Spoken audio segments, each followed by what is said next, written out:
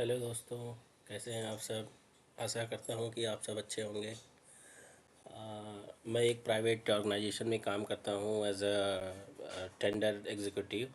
सो मैं गवर्नमेंट्स के सारे टेंडर पार्टिसिपेट करता रहता हूँ, चाहे वो जेम पोर्टल पे पब्लिश हुआ हो और चाहे वो नॉन जेम पे पब्लिश हुआ हो। तो ऐसे ही मेरे मन में एक ख्याल आया कि क्यों ना मैं एक वैसा वीडियो बनाऊं जिसमें जो भी बिगनर्स हमारे इस फील्ड में आना चाहते हैं टेंडर पार्टिसिपेशंस में, सो उनके लिए पहले जेम के टेंडर्स रीड करना, उसकी टर्म्स एंड कंडीशन को रीड करना, हर एक लाइन का क्या मतलब है उसको समझना, वो सब वो ईज़िली इस वीडियो के माध्यम से जान पाएँ। मेरी कोशिश यही है कि मैं सारे पॉइंट्स को उनको अच्छे से बता पाऊँ, और इसी के संदर्भ में मैं अपना ये वीडियो बनाना चाहता हूँ। होप करता हूँ कि आप लोगों को पसंद आए। तो चलिए शुरू करते हैं। जैसा कि आप लोग मेरी स्क्रीन पे देख रहे हैं कि मैंने एक नॉर्मल सा टेंडर लिया हुआ है एक गवर्नमेंट्स का। ये रैंडमली मैंने उठाया है, ऐसा नहीं कि ये स्पेसिफिकली मैंने कहीं से किसी के कहने पे ये लिया ना, नॉर्मली रैंडमली उठा लिया है मैंने एक जेम से। सो इसको अच्छे से रीड करते हैं और देखते हैं कि हर एक लाइन का क्या मतलब है।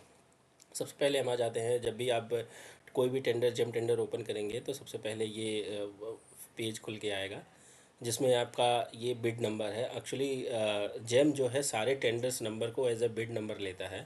तो वो हर एक टेंडर्स का एक बिड नंबर देता है। तो जैसे ये टेंडर निकला हुआ है तो उसका उसने जेम नंबर या बिड नंबर या टेंडर नंबर सब सेम ही होता है जेम में। तो बिड नंबर इसका दिया हुआ उन्होंने जेम 2025 B 6703 942।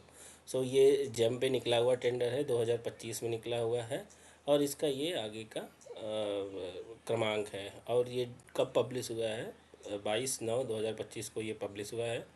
अब बिड के डॉक्यूमेंट्स क्या क्या हैं वो आगे इस विस्तार से पढ़ते हैं। पहला ऑप्शन आता है बिड एंड डेट टाइम। इसका मतलब ये है कि बिड कब ख़त्म होने वाली है। तो इसमें लिखा लिखा है इसकी जो वैलिडिटी है पार्टिसिपेशन करने की, कि कोई भी बिडर इस बिड में कब तक पार्टिसिपेट कर सकता है, वो 13/10/2025 और 5 बजे तक शाम को पार्टिसिपेट कर सकता है।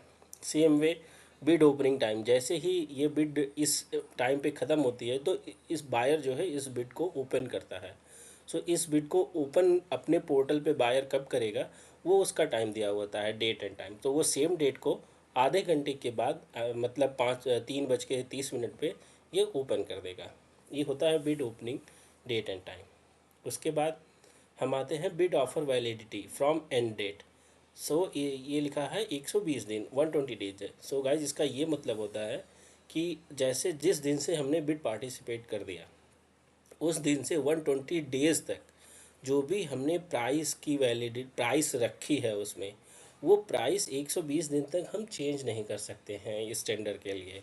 सो ये होता है उसकी बिड वैलिडिटी, उसको हम बोलते हैं। अब नेक्स्ट आते हैं मिनिस्ट्री एंड स्टेटमेंट डिपार्टमेंट। इसका मतलब ये है कि किस मिनिस्ट्री से निकला हुआ, जैसा आप सभी लोगों को पता हो ही होगा। तो ये डिपार्टमेंट ऑफ स्पेस से निकला हुआ है। डिपार्टमेंट नेम में जनरली वही डिपार्टमेंट नेम डाल देते हैं लोग। तो ये डिपार्टमेंट ऑफ स्पेस का है। ऑर्गेनाइजेशन स्पेस में कौन सी ऑर्गेनाइजेशन से निकला हुआ है, ये है इंडियन स्पेस रिसर्च ऑर्गेनाइजेशन, जिसे हम लोग इसरो बोलते हैं। सो वहाँ से ये एक टेंडर निकला हुआ है।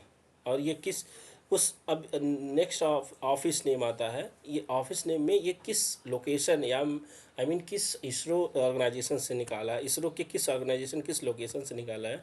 तो ये निकाला हुआ Satish Dhawan space centre, SHAR जिसको हम बोलते हैं। तो ये ऑफिस नेम है। उसके बाद इसमें टोटल क्वांटिटी जो भी इस टेंडर में रिक्वायरमेंट है वो कितनी क्वांटिटी का है।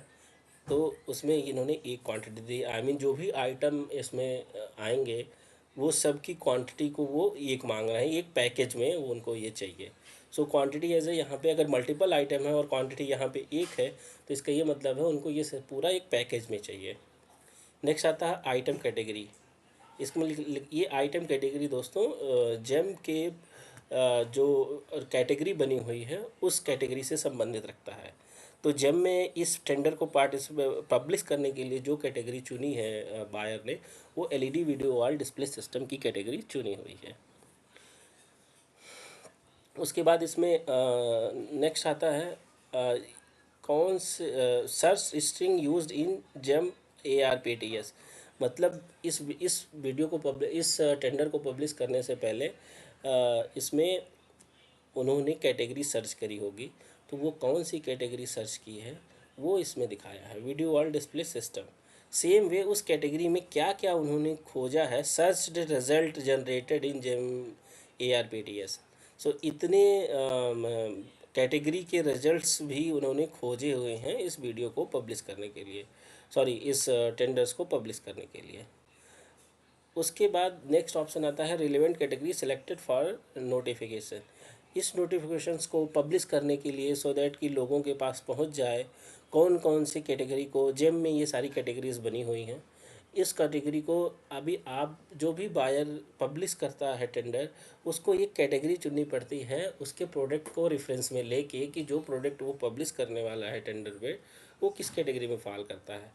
क्योंकि दोस्तों ये ऐसा प्रोडक्ट है जो कि तीनों कैटेगरी में फॉल कर सकता है या पहले करता था। अभी जेम जैसे जैसे धीरे धीरे स्ट्रीम लाइन हो रहा है तो कैटेगरी भी स्ट्रीम लाइन हो रही है। फिर भी ये तीनों कैटेगरी बायर ने चूज किया ताकि मैक्सिमम लोगों तक ये टेंडर पहुंच पाए और लोग मैक्सिमम पार्टिसिपेशन हो पाए। तो उसने data wall display, LED display system, उन large video large professional large format display की कैटेगरी चूज़ की है। नेक्स्ट ऑप्शन आता है दोस्तों MSc exemption for year of experience and turnover. Yes complete, इसका ये मतलब होता है कि कोई भी बिडर अगर MSME में रजिस्टर्ड है as a micro and small enterprises, so उसका एक्सपीरियंस एंड टर्नओवर का एग्जामिशन इस टेंडर में मिलेगा अगर वो MSME डायरेक्टली पार्टिसिपेट कर रहा है टेंडर में। तो नेक्स्ट आता है startup exemption for year of experience and turnover. इसमें भी सेम वे है, कोई भी कंपनी नहीं, कोई अपनी कंपनी बनाया है उसको इस फील्ड में टेंडर पार्टिसिपेशन करना चाहता है और उसने स्टार्टअप का रजिस्ट्रेशन करवा लिया है गवर्नमेंट से। सो उस स्टार्टअप रजिस्ट्रेशन के बेस पे गवर्नमेंट उसको प्रेफरेंस देता है कि आप year of experience and turnover का एग्जाम्शन देता है उनको जनरली। तो वो एग्जाम लेके वो बिड में पार्टिसिपेट करते हैं। उन्हें पिछला बैकग्राउंड कोई भी नहीं चाहिए कि कितना टर्न होना चाहिए, आपने इतने करोड़ का काम किया होना चाहिए, इतने लाख का, whatever as per criteria of PQ। So उसमें फिर इनका एग्जाम्शन होता है। तो ये ईज़िली बिना किसी दस्तावेज़ के, बिना किसी PQ के, प्री क्वालिफिकेशंस के ये पार्टिसिपेट कर सकते हैं। नेक्स्ट ऑप्शन आता है डॉक्यूमेंट रिक्वायर्ड फ्रॉम सेलर। सो दोस्तों इसका ये मेन इम्पॉर्टेंट लाइन है, आई मीन ये पूरा, कि जब भी कोई बिडर पार्टिसिपेट करने जाएगा इस टेंडर में तो क्या क्या डॉक्यूमेंट इस टेंडर को पार्टिसिपेट करने के लिए जमा करने पड़ेंगे, वो इसके बारे में पूरी जानकारी देता है। पहले मैं बात करूँ जैसे OEM ऑथराइजेशन सर्टिफिकेट, कि जो भी इस टेंडर में दोस्तों प्रोडक्ट होगा वो कोई ना कोई अदर OEM बनाता होगा, ओरिजिनल इक्विपमेंट मैन्युफैक्चरर। हम as a SI system integrator उस बिड में पार्टिसिपेट अगर कर रहे हैं तो हमें उसका ऑथराइजेशन सर्टिफिकेट उस प्रोडक्ट का उस OEM से लेना पड़ेगा, इस बिड नंबर को डाल के कि हम उस वो हमें ऑथराइज करता है इस बिड में पार्टिसिपेट करने के लिए। जितने भी प्रोडक्ट हैं उसमें, इसमें 1 प्रोडक्ट, 2 प्रोडक्ट, 10 प्रोडक्ट, कुछ भी हो सकते हैं एज़ पर कस्टमर रिक्वायरमेंट। तो सारे का OEM सर्टिफिकेट हमें इसमें देना पड़ेगा। उसके बाद लिखा है एडिशनल डॉक 1 रिक्वेस्टेड इन ATC। दोस्तों नीचे ATC का एक डॉक्यूमेंट बायर अपलोड करता है, उस डॉक्यूमेंट में भी उन्होंने लिस्ट दी होगी, रिक्वायर्ड लिस्ट ऑफ डॉक्यूमेंट। वो सारे डॉक्यूमेंट इस वाले लाइन में आपको अपडेट करने पड़ेंगे, अपलोड करने पड़ेंगे। मतलब इसका ये मतलब है इस वाले लाइन का डॉक्यूमेंट रिक्वायर्ड, जब आप बिड सबमिट करने जाएंगे जेम पोर्टल पे, जैसे ही उसमें नेक्स्ट नेक्स्ट करते जाएंगे तो ये ऑप्शन आपको मिलेगा OEM ऑथराइजेशन सर्टिफिकेट। उसमें एक जगह रहेगी जहाँ पे आपको अपलोड करने पड़ेंगे, अपलोड का ऑप्शन आएगा तो वहाँ अपलोड वाले पे क्लिक करके आपको OEM ऑथराइजेशन सर्टिफिकेट अपलोड करना पड़ेगा। सेम में एडिशनल डॉक 1 रिक्वेस्टेड इन ATC ऐसे सेम लिखा रहेगा, उसके सामने भी एक अपलोड का ऑप्शन रहेगा आप उसको अपलोड पे क्लिक करके जितने भी डॉक्यूमेंट ईटीसी में मांगे हुए हैं वो डॉक्यूमेंट अपलोड करना रहेगा। सेम एडिशनल डॉक्यूमेंट 2 में भी ईटीसी में जो एडिशनल डॉक्यूमेंट 2 में मांगे हुए हैं वो अपलोड करना पड़ेगा। सेम एडिशनल डॉक्यूमेंट 3 में जो मांगे हुए हैं वो ईटीसी में जो मांगे हुए हैं वो अपलोड करना पड़ेगा। सेम ये 4 में भी वही अपलोड करना पड़ेगा। अब दोस्तों इसमें एक ऑप्शन देता है, in case any bidder is seeking exemption from the experience turnover criteria, supporting document to prove his eligibility for exemption must be uploaded for the evaluation by buyer. So इसका यही मतलब है कि अगर कोई एग्जाम्पशन चाह रहा है एक्सपीरियंस में और टर्नओवर में तो उसको सपोर्टिंग डॉक्यूमेंट लगाना पड़ेगा। तो वो सपोर्टिंग डॉक्यूमेंट दोस्तों कौन सा होगा? वो सपोर्टिंग डॉक्यूमेंट ये ऊपर दिया हुआ एमएसएमई के लिए एमएसएमई सर्टिफिकेट, स्टार्टअप के लिए स्टार्टअप सर्टिफिकेट उनको लगाना पड़ेगा टर्नओवर और एग्जाम्पशन, टर्नओवर और ईयर ऑफ एक्सपीरियंस के एग्जाम्पशन के लिए। सो ये मेन पॉइंट्स है दोस्तों किसी भी टेंडर को पार्टिसिपेट करने के लिए। इससे यहीं से हमें पता चल जाता है कि टेंडर में क्या क्या डॉक्यूमेंट हमें अपलोड करना है। नेक्स्ट चलते हैं। इसमें ये बायर के ऊपर डिपेंड करता है, जिसमें ये ऑप्शन देता है कि सारे बिडर्स को क्या क्या डॉक्यूमेंट किसने अपलोड किया है। Do you want to show documents uploaded by bidder to all bidders participated in bid. जैसा कि पढ़ते ही समझ में आ गया दोस्तों कि ये क्या कहना चाहता है। तो अगर ये यस है तो इसका मतलब इस टेंडर में पार्टिसिपेट किए हुए जितने भी बिडर आएंगे उन सारे का डॉक्यूमेंट हम देख सकते हैं कि एक दूसरे का कि क्या किसने क्या अपलोड किया है। अब इसमें नेक्स्ट आता है minimum number of bits required to disable automatic bid extension. Generally दोस्तों इसमें ये होता है कि जब का ऑटोमेटिक सारा पोर्टल का प्रोसेस है। अभी जैसे इसमें कोई भी इसमें लिखा हुआ है एक, सो इसका मतलब अगर एक भी बिडर इस टेंडर में पार्टिसिपेट कर दिया तो वो बिड जो है पीरियड, एक पार्टिसिपेशन का पीरियड ऑटोमेटिक जंप पे एक्सटेंड नहीं होगा। अगर ये 2 होगा तो 2 बिड कम से कम आनी चाहिए तो ऑटोमेटिक एक्सटेंशन नहीं होगा, 3 बिड आनी चाहिए तो ऑटोमेटिक एक्सटेंशन नहीं होगा। जितना भी अमाउंट यहाँ पे लिखा रहेगा A1 2 3 उतनी बिड इसमें पार्टिसिपेट होनी चाहिए to disable the automatic bid extension on the GeM portal by GeM. So next आता है number of days for which bid would be auto extended. दोस्तों इसमें ये होता है कि कितने दिन के लिए, जैसे कि अभी एक भी बिडर नहीं आया तो वो बिड ऑटो एक्सटेंड होगी। बट वो कितने दिन के लिए होगी? 3 दिन के लिए, 4 दिन के लिए, 7 दिन के लिए, 10 दिन के लिए, 15 दिन के लिए। तो इसमें ये दिखाया है ये 7 दिन के लिए ऑटो एक्सटेंड हो सकती है। और इसमें नेक्स्ट ऑप्शन दिखाता है कि नंबर ऑफ ऑटो एक्सटेंशन, ऐसे कितनी ही एक्सटेंशन हो सकती है। मतलब अगर कोई भी बिड नहीं आई तो एक बार ऑटो एक्सटेंड हुई, ऐसे फिर अगर 7 दिन के लिए ऑटो एक्सटेंड हुई as per this bid clause. अब 7 दिन में भी कोई बिड नहीं आई तो फिर एक्सटेंड होगी कि नहीं होगी। तो ये बताता है कि number of auto extension count, कितनी बार ऑटो एक्सटेंड हो सकती है, वो है एक ही बारी होगी, उसके बाद उससे ज़्यादा नहीं हो सकती है। और फिर भी नहीं आया कोई टेंडर तो वो बिड कैंसिल हो जाएगी। नेक्स्ट ऑप्शन आता है bid to R A enable. So दोस्तों इसका मतलब ये होता है कि अगर इसमें यस है तो इसका ये मतलब होता है कि क्या इसमें रिवर्स ऑक्शन है। रिवर्स ऑक्शन वो होता है कि जैसे कि मान लो सपोज करो कि 3 बिडर ने पार्टिसिपेट किया।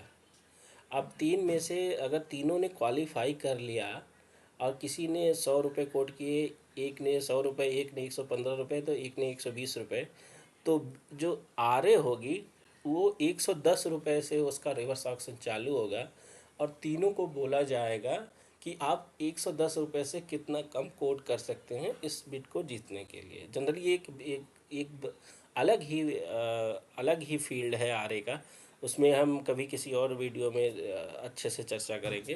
फ़िलहाल अभी के लिए इतना जानिए कि ये जितने भी टेक्निकली क्वालिफाइड बिडर रहते हैं उन सबको आपस में compete कराने के लिए टू विन द ऑर्डर ये आर इनेबल किया जाता है। हालांकि दोस्तों इसमें बिडर्स का तो घाटा हो जाता है क्योंकि उनका मार्जिन है वह मार्कअप कम हो जाता है, बट बायर्स के लिए एक अच्छी अपॉर्चुनिटी होती है कि सेम प्रोडक्ट उन्हें एक अच्छी कम्पिटेटिव प्राइस में मिल जाता है।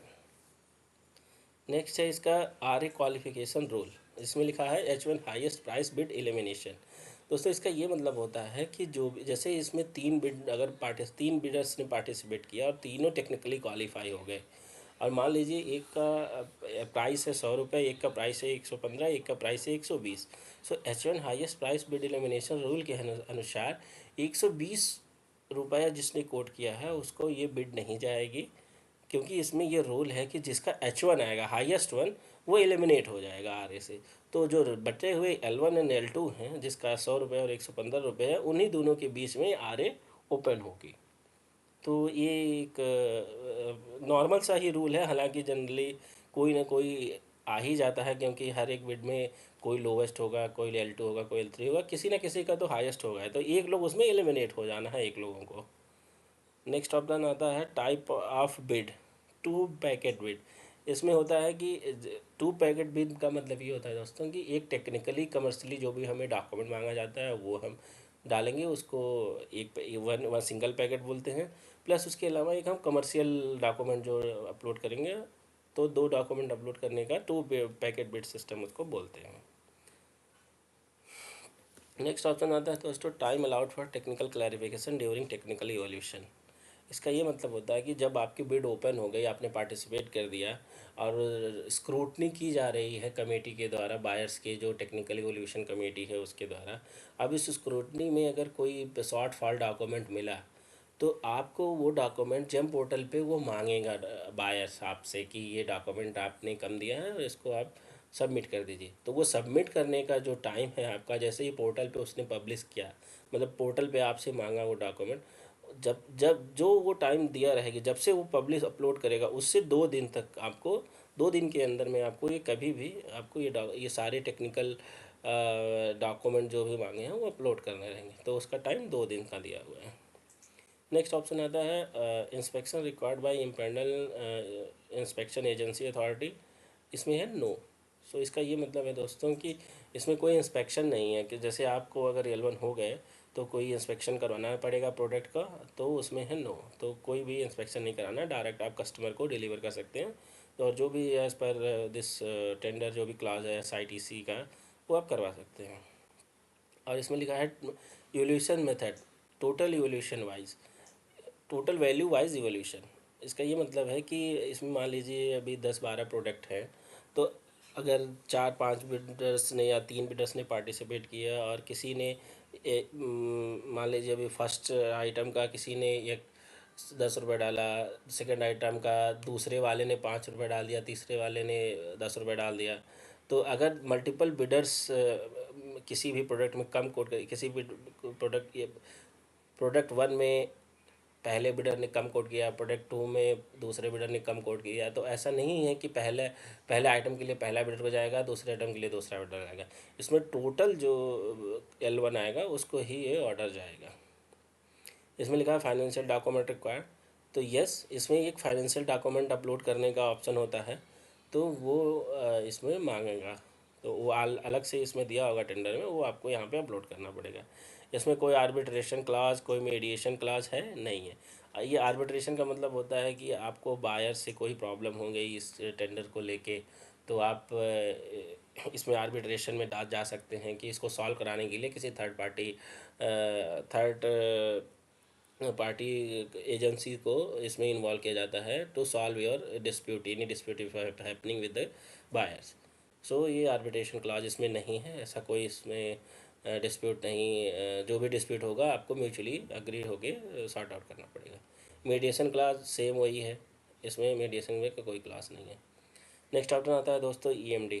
EMD इसमें नो लिखी हुई है, तो इसमें कोई भी EMD की रिक्वायरमेंट नहीं है। EMD एक अर्नेस्ट मनी डिपॉजिट होता है जो कि किसी भी टेंडर को पार्टिसिपेट करने के लिए उसमें वायर्स एक अमाउंट मांगता है अपने प्रोडक्ट वैल्यू की कॉस्ट का। जनरली ये AMD जो है टोटल टेंडर की कॉस्ट का 1% या 2% होता है, ये वेरी करता है मिनिस्ट्री टू मिनिस्ट्री या डिपार्टमेंट टू डिपार्टमेंट। नेक्स्ट आता है EPBG दोस्तों बताता है कि जब भी कोई L1 इसमें बन जाएगा उसको एक परफॉर्मेंस बैंक गारंटी देनी पड़ती है कि ये हमारी, वो परफॉर्मेंस बैंक गारंटी कितने परसेंट की होती है, वो 3% की होती है। और उस परफॉर्मेंस गारंटी कितने दिन तक बनेगी, वो 41 डेज तक 41 मंथ तक वो वैलिड होनी चाहिए वो परफॉर्मेंस बैंक गारंटी। सो इसका मतलब इसमें 3 साल की वारंटी प्लस 36 + 4 = 5, 5 मंथ का एक्स्ट्रा पीवीजी आपको बना के देना पड़ेगा। नेक्स्ट आता है दोस्तों बेनिफिशियरी। अभी जो भी आपकी पीवीजी बनानी है, जो भी आपकी एमडी बनानी है, वो किस नाम से बनेगी? तो ये सीनियर परचेज स्टोर सतीश और स्पेस सेंटर शार डिपार्टमेंट ऑफ स्पेस, इस नाम से बनाई जाएगी। नेक्स्ट ऑप्शन आता है इसमें स्प्लिटिंग अलाउड और not allowed. Bid splitting not applied लिखा हुआ है। इसका मतलब ये होता है कि जैसे पहले ही भी मैंने बताया था कि अगर किसी ने एक्स प्रोडक्ट, फर्स्ट प्रोडक्ट में किसी L1 बिडर कोई और हो गया, सेकंड प्रोडक्ट में L1 बिडर कोई दूसरा हो गया, तो क्या वो दोनों अलग अलग बिडर को जाएगा? तो स्प्लिट नहीं कर सकते इसमें प्रोडक्ट को। तो स्प्लिटिंग नहीं अलाउड है, सिंगल ही किसी एक ही बिडर को जाएगा ये पूरा काम जो भी इस टेंडर में आया हुआ है। नेक्स्ट ऑप्शन है एमआई परचेज प्रेफरेंस।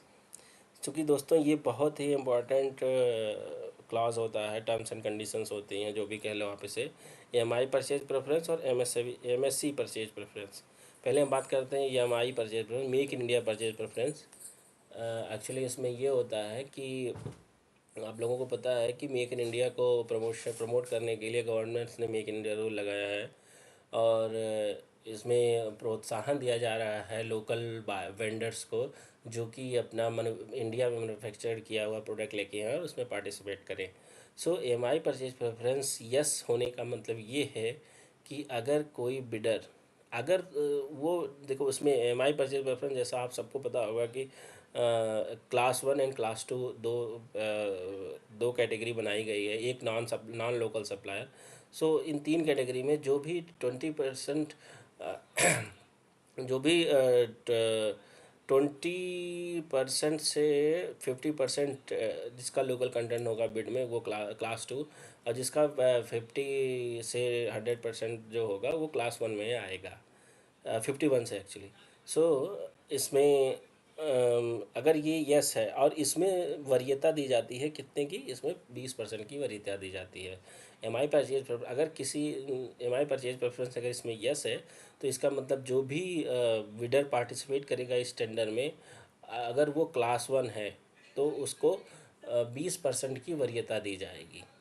अगर कोई नॉन लोकल सप्लायर है, आई मीन किसी के पास एमआई परचेज प्रेफरेंस नहीं है, वो भी पार्टिसिपेट कर सकता है इस बिड में, बट उसको कोई वरीयता नहीं मिलेगी।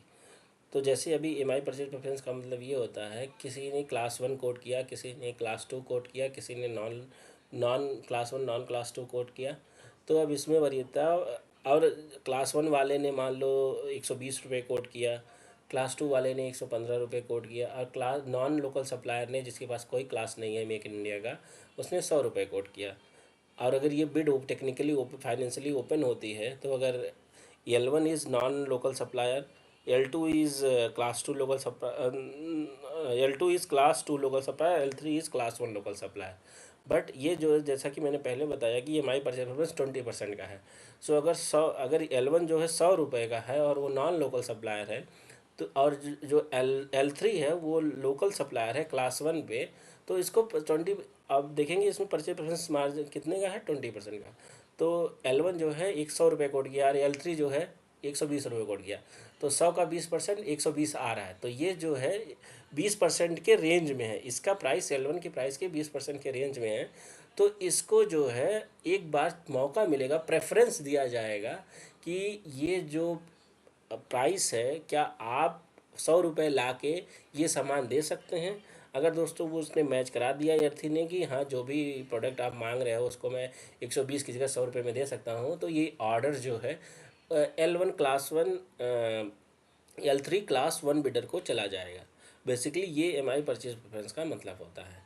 अगर क्लास 1 लोकल सप्लायर 20% के मार्जिन गैप पे फॉल करता है, तो L3 या वाट एवर इट इज़, लोग क्लास 1 लोकल सप्लायर को एक मौका मिलेगा कि वो प्राइस मैच करा दे जो L1 का प्राइस आ रहा है। अगर वो मैच करा देता है तो वो ऑर्डर उसको चला जाएगा। Same way MSc purchase preference के लिए होता है। एमएससी परचेज प्रेफरेंस में 15% का मार्जिन दिया जाता है परचेज प्रेफरेंस का। अगर एमएससी जो है 115 रुपये कोट किया और नॉन एमएससी जो है 100 रुपये कोट किया है, तो एमएससी वाले को एक बार वरीयता दी जाएगी या पूछा जाएगा कि आप ये 100 रुपये में दे सकते हो प्रोडक्ट, और वो एक्सेप्ट कर लेता है जेम, क्योंकि दोस्तों ये जेम पे अवेलेबल हो जाता है एक ऑप्शन एक्सेप्ट करने का प्राइस, अगर आप उस प्राइस रेंज में फॉल करते हैं और वो अगर एक्सेप्ट कर लेता है तो ऑर्डर उसको जब चला जाएगा। चूँकि जनरली एमएसएमई को, अगर एमएससी परचेज प्रेफरेंस तभी एप्लीकेबल होता है दोस्तों जब मैन्युफैक्चरर, एमएससी मतलब कि वो किसी प्रोडक्ट को बनाता हो, वो एज अ मैन्युफैक्चरर है और वही प्रोडक्ट इस टेंडर में मांगा गया है। मान लीजिए इसमें एलईडी डिस्प्ले सिस्टम मांगा गया था, जैसे आइटम कैटेगरी में हमने देखा, और अगर कोई बिडर जो है डायरेक्टली पार्टिसिपेट कर रहा है और वो एमएससी है जो कि एलईडी डिस्प्ले को बनाता है एज अ मैन्युफैक्चरर, उसके एमएसएमई सर्टिफिकेट में लिखा हुआ है, तो उसको ये एमएसएमई परचेज प्रेफरेंस की वरीयता मिलेगी। सेम ये सब जो भी क्लास है, ये एमएससी के क्लास हैं, ये सेम वे जो ये मैंने बताया अभी, MSc purchase preference, MI purchase preference, उसी की क्लास हैं। डीपीआईटी का देखिए, ये मेक इन इंडिया का क्लास है, और प्रेफरेंस मेक इन इंडिया का क्लास ये दिया हुआ है इसमें दोस्तों। जो मैंने अभी ऊपर एक्सप्लेन किया ये सारे क्लास वही कहते हैं। और इसमें ये आर ए के लिए भी लिख दिया है। देखो दोस्तों, ये L1 15% का है एमएससी पे, और मेक इन इंडिया पे भी 20% का है। इसमें लिखा नहीं है, बट अगर आप मेक इन इंडिया की पॉलिसी देखेंगे तो उसमें आपको दिख जाएगा वो। ठीक है दोस्तों, अब नीचे आते हैं। ये LED video wall display system, ये एक लॉट मांगा है दोस्तों, क्योंकि वहाँ क्वांटिटी एक लिखी हुई थी, एक नंबर में था तो यूनिट नहीं था उसमें। ये एक लॉट है, मतलब ये कंपोजिट पूरा सोल्यूशन जाएगा इसमें। So LED video wall display system में, अगर इस टेक्निकल स्पेसिफिकेशंस के प्रोडक्ट में इसमें आप डाउनलोड करेंगे तो जो भी इसमें टेक्निकल प्रोडक्ट जो भी मांगा हुआ है, क्या क्या प्रोडक्ट उसको चाहिए, वो उसमें आप दे सकते हैं। ऐसे आप देखिए कि minimum 50% and 20% local content required to qualify as a class 1 class 2 local supplier respectively. तो इसमें आपको मिनिमम 20% लोकल कंटेंट तो होना ही चाहिए इसको पार्टिसिपेट करने के लिए बिड में। तो ये टेक्निकल स्पेसिफिकेशन ओपन करके आप जाएंगे, आप टेक्निकल स्पेसिफिकेशन पूरा पढ़ सकते हैं कि क्या क्या मांगा हुआ है।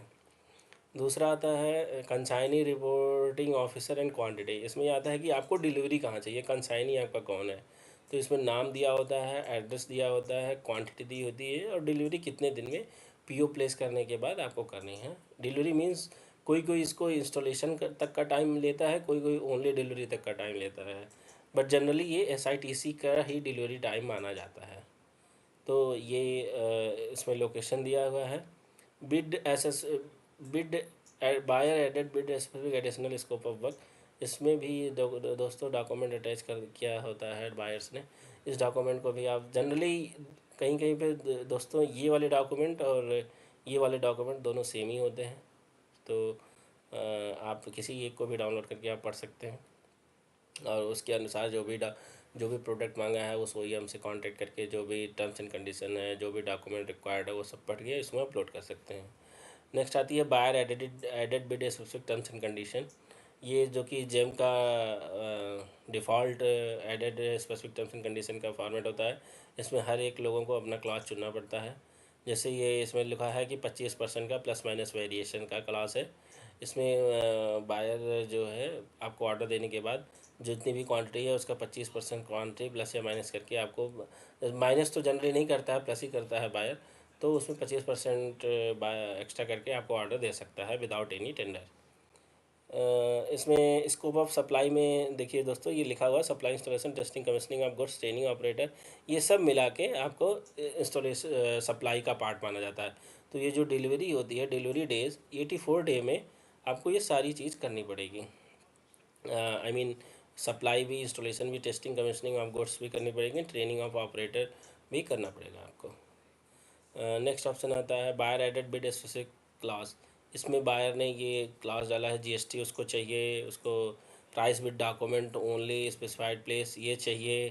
दोस्तों जैसा कि हमने ये ऊपर बताया था कि कहाँ पे गया, फाइनेंशियल डॉक्यूमेंट रिक्वायर्ड। सो ये फाइनेंशियल डॉक्यूमेंट एक कहीं भी आप ये जब ओपन करेंगे ये डॉक्यूमेंट टेक्निकल वाला या चाहे ये डॉक्यूमेंट स्कोप ऑफ वर्क वाला, उसमें आपको वो फाइनेंशियल डॉक्यूमेंट मिल जाएगा और ये फाइनेंशियल डॉक्यूमेंट ही अपलोड करना है, उसमें ये लिखाया हुआ है। Price offer price bid uploaded along with technical cell not be considered. So उसके साथ एक प्राइस बिड भी चाहिए। Total price in the total price in the price bid format of the specification and the price quoted in the dashboard of GEM price must be the same। मतलब ये जो कि इसमें फाइनेंशियल डॉक्यूमेंट में जो price हम डालेंगे और जो जेम में कोट करेंगे वो प्राइस दोनों सेम होनी चाहिए, उसका ये कहने का मतलब है। सारे terms and condition and specification comply होने चाहिए, हालांकि सब लोग उसको कंप्लाई करके ही देते हैं। और ये नेक्स्ट ऑप्शन है ये टैक्सेस, क्योंकि दोस्तों ये इसरो है तो इसको टैक्सेस का छूट मिलता है जीएसटी का। आई मीन इस पर 5% जीएसटी लगता है, भले ये प्रोडक्ट पे 18% या 28% हो। तो ये अब एक जीएसटी सर्टिफिकेट देते हैं, तो आप उस सर्टिफिकेट को लेके जीएसटी ओनली 5% ही क्लेम करोगे और 5% ही ये लोग आपको जीएसटी देंगे। सेम है नेक्स्ट ऑप्शन है बायर एडेड बिड KTC। यही भी इसमें भी कोई कोई सेम डॉक्यूमेंट ही अपलोड करता है, तो वो सारे अगर कोई बहुत अच्छे से अपलोड करना चाहेगा दोस्तों, तो जो भी टेंडर का पूरा फॉर्मेट होता है तो उसमें स्पेसिफिकेशन वाला स्प्लिट करके स्पेसिफिकेशन का डॉक्यूमेंट खाली इसमें करेगा, फिर वो टेंडर डॉक्यूमेंट में स्कोप ऑफ वर्क वाला डॉक्यूमेंट इसमें करेगा, बट और उसके बाद जो भी रेस्ट ऑफ द डॉक्यूमेंट बचेंगे वो इसमें करता है। बट जनरली अब इतनी कट पेस्ट करना पड़ेगा उसके लिए सारे बिड बायर्स क्या करते हैं, एक टेंडर डॉक्यूमेंट पूरा बनाते हैं, उसको भी इसी में अपलोड कर देते हैं तीनों जगह पे। मतलब वही सेम डॉक्यूमेंट ही मेन माना जाता है इस बिड में। ये तो जेम का फॉर्मेट है, बट उस जेम के फॉर्मेट में उनके भी डॉक्यूमेंट अपलोड होंगे कि उनको क्या चाहिए, तो वो सारे डॉक्यूमेंट यहाँ पे बायर अपना अपलोड करता है। नेक्स्ट है इसमें वारंटी कितने ईयर्स की रहेगी, तो 3 साल की वारंटी इसमें मांगी हुई है। OEM सर्टिफिकेट वारंटी सर्टिफिकेट भी सबमिट करना पड़ता है जब डिलीवरी करते हैं सामान की कि कितने साल की इसमें OEM वारंटी दे रहा है। वो सारी टर्म्स एंड कंडीशंस की होती है। ये भी डिस्क्लेमर में भी बहुत सारे पॉइंट्स लिखे हुए हैं, इसके लिए मैं एक अलग से वीडियो बना के समझा दूंगा कि हर एक पॉइंट का क्या मतलब होता है, क्योंकि अगर इसमें बताने जाऊंगा तो ये ऑलरेडी वीडियो 31 मिनट की हो चुकी है, ये काफ़ी ज़्यादा चली जाएगी। सो दोस्तों तो यही जेम के सारे टेंडर्स पढ़ने का यही रूल है। और सर लगभग 99% टेंडरों में यही ये सारी चीज़ें यही आती हैं। तो आपको आशा करता हूँ कि आपको ये वीडियो देख के ये समझ में आ जाए कि एक टेंडर कैसे हर एक टेंडर का क्या मतलब होता है, हर एक लाइन का क्या मतलब होता है जेम में जब भी हम टेंडर पार्टिसिपेट करने जाएंगे। अब दोस्तों इसके बाद एक मैं और वीडियो बनाऊंगा जिसमें ये इसको डाउनलोड करके इसमें क्या टेक्निकल डॉक्यूमेंट है वो सब पढ़ना मैं बता दूंगा। बट अगर आप ये वीडियो देख लेते हैं तो आपको 70-80% तो आपको पता ही चल जाता है और आप पार्टिसिपेट कर पाएंगे अपने आप से खुद से ही कि क्या क्या डॉक्यूमेंट क्या क्या टर्म्स एंड कंडीशंस इसमें फॉलो होगी, जिसको हमें मद्देनज़र रखते हुए स्टैंडर्ड का डॉक्यूमेंट बनाने पड़ेंगे।